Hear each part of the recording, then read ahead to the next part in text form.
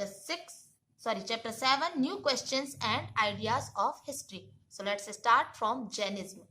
The last and 24th Tirthankar of the Jains, Vardhaman Mahavir, also spread his message around this time.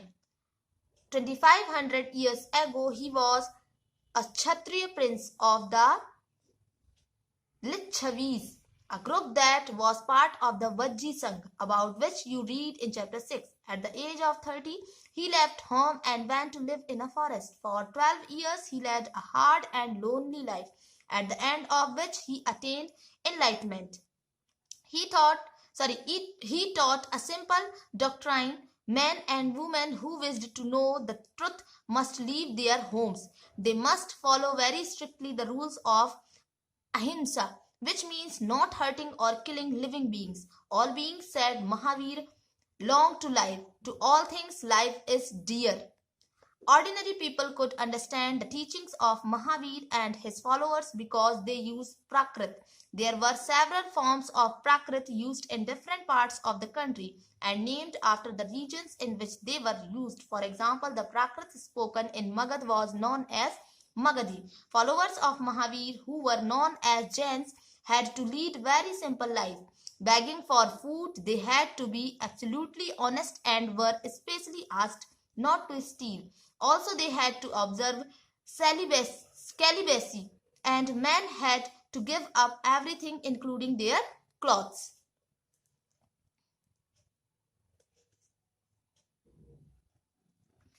तो जैनों के last और 24th तीर्थंकर वर्धमान महावीर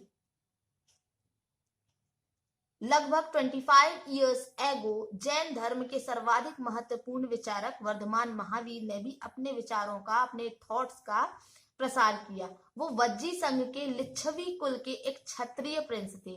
इस संघ के विषय में आपने चैप्टर 6 में पढ़ा है। तो 30 years की एज में उन्होंने होम लीव कर दिया, घर छोड़ दिया और फॉरेस्ट में रहने लगी। 12 years तक उन्होंने बहुत हार्ड और अलोन लाइफ स्पेंड की। इसके बाद उन्हें एनलाइटमेंट प्राप्त हुआ, मीन्स ज्ञान प्राप्त हुआ।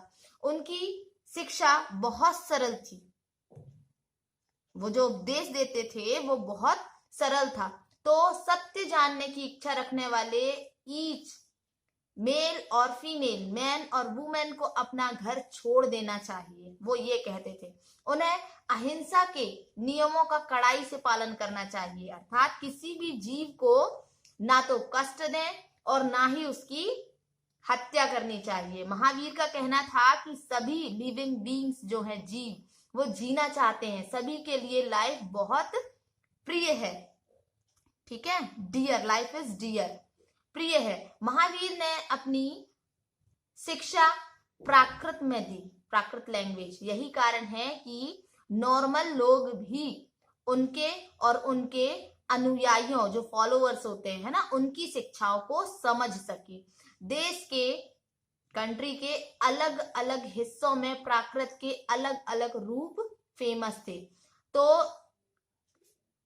प्रचलन क्षेत्र है ना, फेमस एरिया जो थे, है ना, फेमस एरिया के आधार पर ही उनके डिफरेंट नाम थे। जैसे मगध में बोली जाने वाली प्राकृत मगधी कहलाती थी।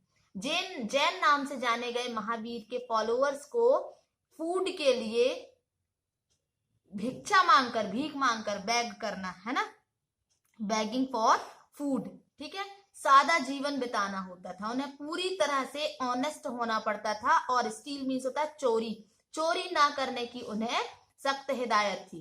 उन्हें ब्रह्मचर्य का पालन करना होता था। और जो मेंस होते थे, है ना, मेंस को क्लॉथ सहित सब कुछ त्याग देना पड़ता था। जैनों के गुरुओं को तो आपने देखा ही होगा कि वो कोई भी कपड़ा नहीं पहनते हैं। ठीक है, जैन शब्द जिन शब्द से निकला है। The word Jain comes from the term Jin, जिसका मतलब है विजेता, ठीक है, कॉन्करर। तो महावीर के लिए जिन शब्द का प्रयोग क्यों हुआ, यहाँ एक क्वेश्चन है। तो यहां देखते हैं, चलिए। तो ज्यादातर लोगों के लिए ऐसे कड़े नियमों का, हार्ड रूल्स का पालन करना बहुत कठिन था। फिर भी थाउजेंड्स ऑफ पीपल हजारों व्यक्तियों ने इस नई लाइफ स्टाइल को जानने और सीखने के लिए अपने घरों को छोड़ दिया। कई अपने घरों पर ही रहे, और जो बेगर्स आते थे, है ना, जो जैन लोग बेगर्स बन गए थे, भिक्षु बन गए थे, तो उन लोगों को वो फूड, भोजन प्रदान करके उनकी हेल्प करते थे। मुख्यतः इसमें मेनली व्यापारियों मींस ट्रेडर्स, है ना, ट्रेडर्स ने जैन धर्म का समर्थन किया, सपोर्ट किया। किसानों के लिए, इन फार्मर्स के लिए इन रूल्स को फॉलो करना बहुत ज्यादा कठिन था, क्योंकि क्रॉप्स की रक्षा के लिए उन्हें क्या करना पड़ता था, इंसेक्ट्स को मारना पड़ता था, कीड़े मकोड़ों को मारना पड़ता था। और बाद की सदियों में जैन धर्म नॉर्थ इंडिया के कई पार्ट के साथ साथ गुजरात, तमिलनाडु और कर्नाटक में भी स्प्रेड हो गया, मींस फैल गया। महावीर और उनके फॉलोअर्स की शिक्षाएं कई शताब्दियों तक मौखिक रूप में ही रही, सेवरल सेंचुरीज, है ना, मौखिक रूप में ही रही। और प्रेजेंट रूप में, अभी प्रेजेंट में देखा जाए तो जैन धर्म की शिक्षाएं लगभग 1500 ईयर्स एगो गुजरात में वल्लभी नामक स्थान पर लिखी गई थी। ओके, नाउ संघ। तो महावीर और बुद्ध दोनों का ही मानना था कि घर छोड़ने पर ही सच्चे ज्ञान की प्राप्ति हो सकती है। ऐसे लोगों के लिए उन्होंने संघ नामक संगठन बनाया, जहां घर का त्याग करने वाले लोग एक साथ रह सकें। तो संघ में रहने वाले बौद्ध भिक्षुओं के लिए बनाए गए रूल्स विनय पिटक नामक ग्रंथ में मिलते हैं। विनय पिटक से हमें पता चलता है कि संघ में मैन और वुमेन के रहने की अलग अलग व्यवस्था थी। सभी व्यक्ति संघ में प्रवेश ले सकते थे, एंट्री ले सकते थे। संघ में प्रवेश के लिए बच्चों को अपने पेरेंट्स से, दासों को अपने स्वामी से, राजा के यहाँ काम करने वाले लोगों को राजा से, और कर्जदारों को अपने देनदारों से अनुमति लेनी होती थी। ठीक है, परमिशन लेनी होती थी। एक वुमेन को इसके लिए अपने हस्बैंड से परमिशन लेनी होती थी। संघ में प्रवेश लेने वाले मैन वुमेन बहुत सिंपल लाइफ स्पेंड करते थे, सादा जीवन जीते थे। वो अपना ज्यादातर टाइम ध्यान करने में, मेडिटेशन में बिताते थे, और दिन के एक निश्चित समय में वो सिटीज और विलेजेस में जाकर भिक्षा मांगते थे, भीख मांगते थे। यही कारण है कि उन्हें भिक्खु या भिक्खुणी, साधु भिखारी के लिए प्राकृत शब्द है भिक्खु या भिक्खुणी, ठीक है, कहा गया। वे नॉर्मल लोगों को शिक्षा देते थे, है ना, they taught others and helped one other, और उनकी सहायता भी करते थे। किसी तरह की आपसी लड़ाई का निपटारा करने के लिए वे मीटिंग भी किया करते थे।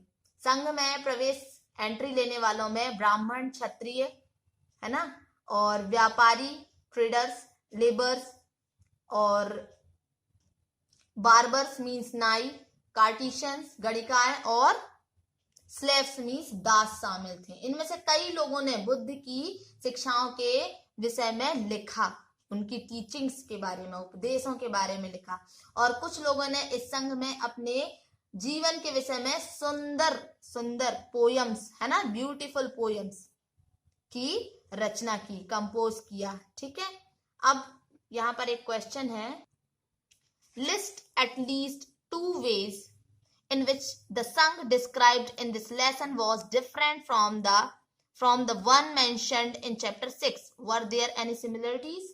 पिछले चैप्टर में संघ को डिस्क्राइब किया गया है और इस चैप्टर में भी संघ को डिस्क्राइब किया गया है, तो दोनों में क्या डिफरेंस है ये आपको पता करना है, और क्या इसमें कोई सिमिलरिटी दिखती है तो ये आप फाइंड करेंगे। ओके, फिर आता है आपका मोनेस्ट्रीज, इसके बारे में हम कल पढ़ेंगे।